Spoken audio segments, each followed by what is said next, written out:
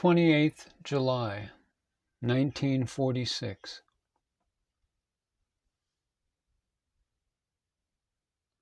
Dreams and Delusions.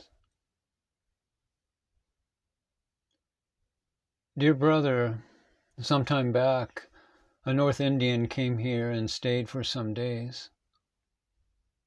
One afternoon at 3 o'clock, he came to Bhagavan and related his experience through a Tamil devotee in this way. Swami, I was sleeping in the guest house yesterday. You were there speaking to me in my sleep. After some time, I woke up, and even after that, you were speaking to me. What is that? And Bhagavan said, You were sleeping, weren't you? Then with whom could you be speaking? Only with myself, he said, and everyone laughed. You say you were sleeping. How could there be any conversation with someone who is asleep? No, I was conversing.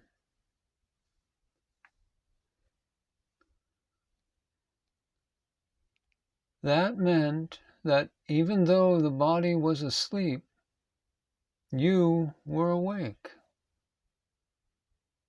Then find out who that you is.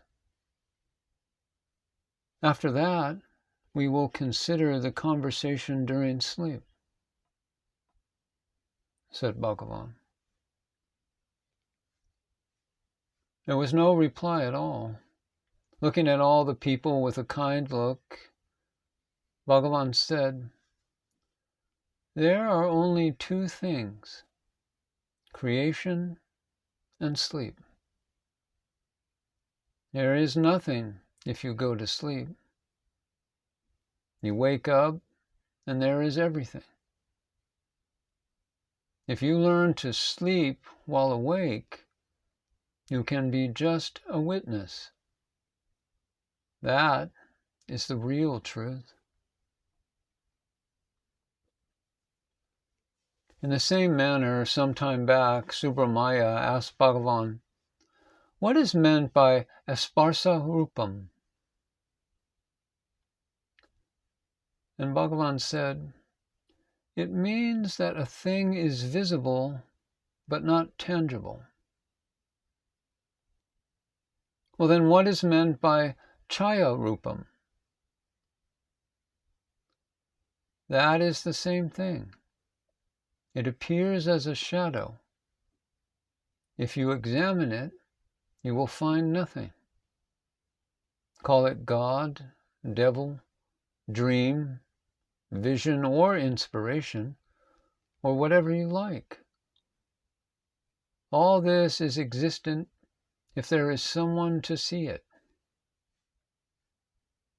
If you find out who it is that sees, all these will not be there.